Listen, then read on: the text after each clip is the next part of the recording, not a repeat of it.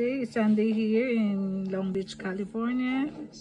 Ang lunch ko ay champurrado. Ayan. Kain tayo champurrado. Sarap yan. And, siyempre, pag may champurrado, yan ay may kapartner na tuyo.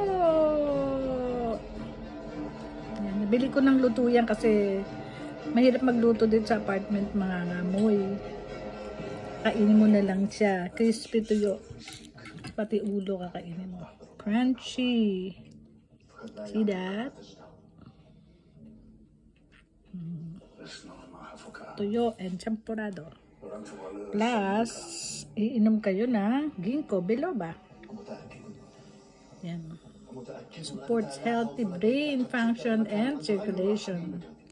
Lalo na sa mga 60 above. Yan, dapat inom na tayo nito. Kahit anong hindi kailangan anong brand, basta ginkgo biloba.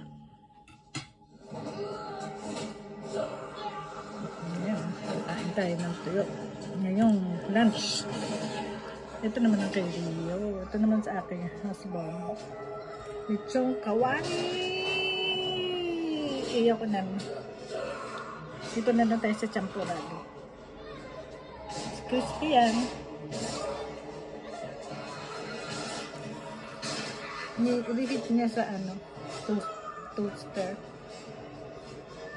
Iyo ko naman. Dito tayo sa tuyo tsaka sa champurrado.